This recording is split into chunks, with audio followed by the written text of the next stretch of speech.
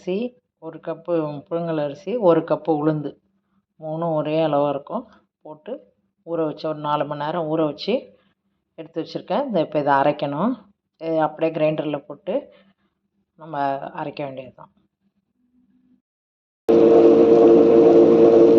இந்த அளவுக்கு நல்லா தண்ணி ஊற்றி நல்லா அரைக்கலாம். நம்ம தோசைக்கு அரைக்கிற மாதிரி தான் நல்லா அரைச்சி எடுத்துடலாம்.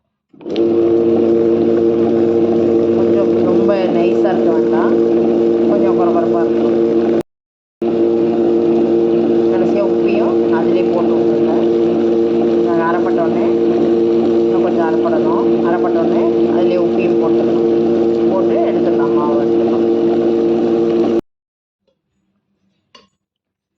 மாவை இந்த அளவுக்கு அரைச்சிக்கலாம். அரைச்சி ஒரு 8 மணி நேரம் புளிக்க வச்சுக்கலாம். ஒரு நைட் அப்படியே வச்சு புளிக்க வச்சுட்டு நாளைக்கு குழி பணியாரம் அதுக்கப்புறமா ஊற்றலாம்.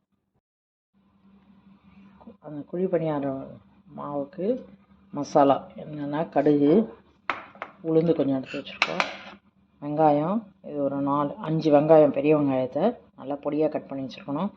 இஞ்சி பொடியாக கட் பண்ணணும். இஞ்சி கொஞ்சம் தேவையான அளவு.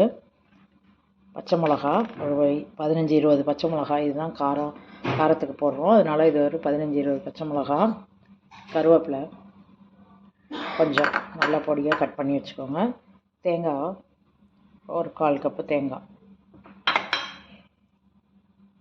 இது எல்லாத்தையும் இப்போ நம்ம வதக்கிட்டு மாவில் போடணும். ஒரு கடாயில் எண்ணெய் கொஞ்சம் ஊற்றிட்டு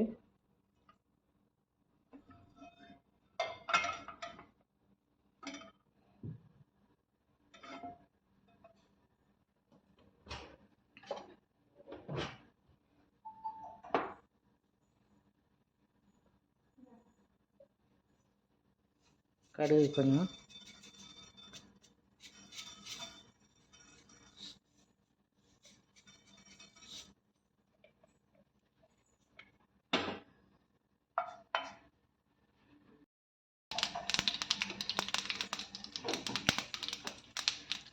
பச்சை மிளகா போட்டுக்கிறோம்.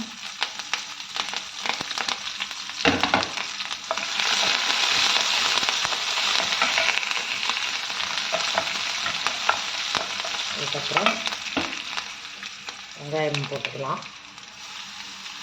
வெங்காயத்தை போட்டு நல்லா வதக்கிட்டு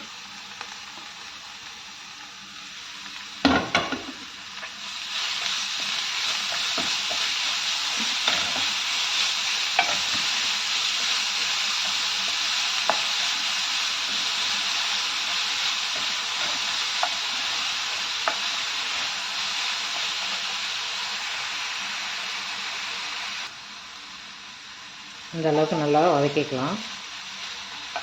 இப்போ இந்த ஸ்டேஜில் கருவேப்பிலை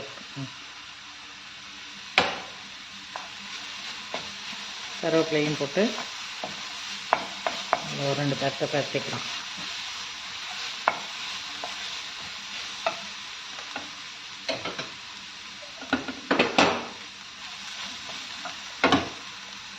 இஞ்சியும் அதிலே போட்டுக்கணும்.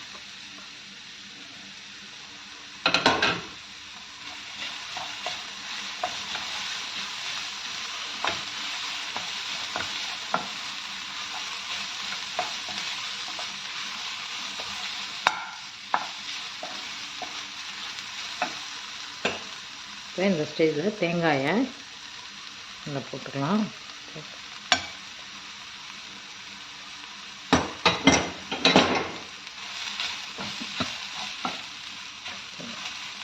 இது கொஞ்சம் கலர் மாறுற அளவுக்கு நல்லா வதக்கிக்கலாம்.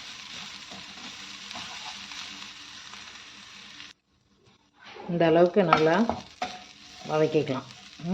இப்போதும் அதனால் நல்லா வாசனை வரும், தேங்காய் வாசனை வர வரைக்கும் நல்லா வதக்கிட்டு இப்போ இதை இந்த மாவு எடுத்து வச்சோம்ல, நம்ம அரைச்சி 8 மணி நேரம் நல்லா நைட்டு ஃபுல்லாக வச்சுருக்கோம்ல, அந்த மாவில் இதை அப்படியே கொட்டிக்கலாம்.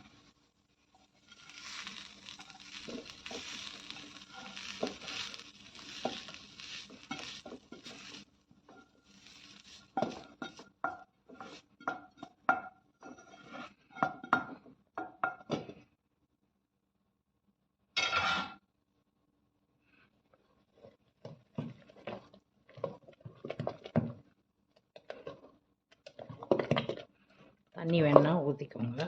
இந்த ரொம்ப திக்காக இருக்குன்னு ஃபீல் பண்ணால் தண்ணி கொஞ்சம் ஊற்றிக்கலாம்.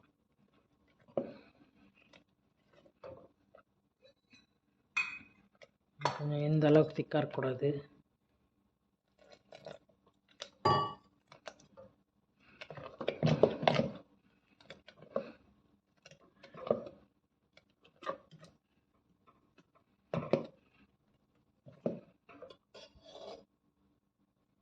இது அப்படியே குழி பணியார சட்டியில் ஊற்ற வேண்டியது தான்.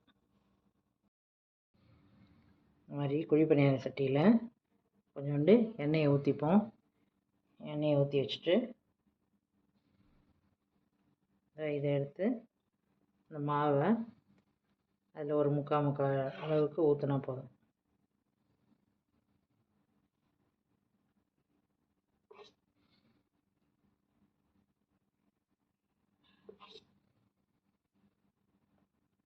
ஸ்பூன் அளவுனாலும் ஊற்றிக்கோங்க. இந்த அளவுக்கு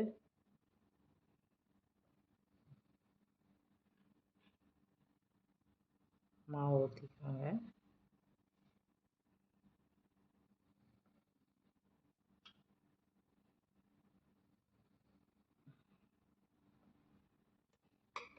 மாவு ஊற்றிட்டு ஒரு 2 நிமிஷம் கழித்து தட்டை போட்டு மூடி வச்சுருங்க. இதை போட்டு மூடி வச்சுருங்க.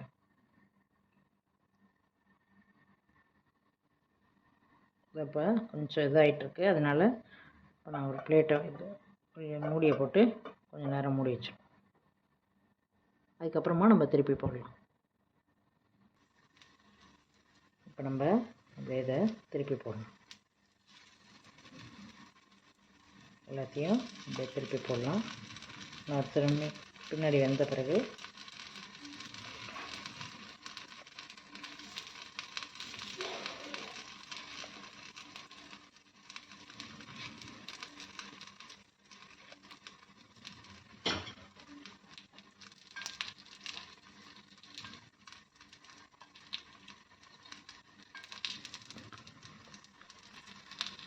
இப்போ நம்ம திருப்பி போட்டுட்டு மூட வேண்டாம், அப்படியே இருக்கட்டும். அப்படியே வெந்துருச்சான்னு மட்டும் குத்தி பார்த்துட்டு அதுக்கப்புறம் எடுத்துடலாம் வெளியில்.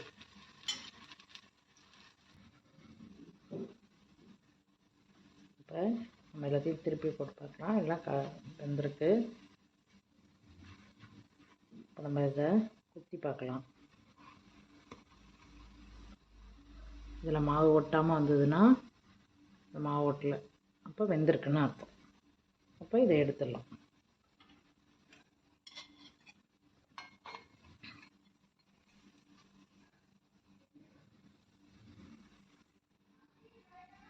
அப்படி எல்லாத்தையும் எடுத்துடலாம். எடுத்துட்டு அடுத்ததுக்கு கொஞ்சம் எண்ணெய் ஊற்றிட்டு திரும்பி அதே மாதிரி ஊற்ற வேண்டியதுதான். இப்போ இன்னும் கொஞ்சோண்டு எண்ணெய் ஊற்றி எல்லாத்துலேயும்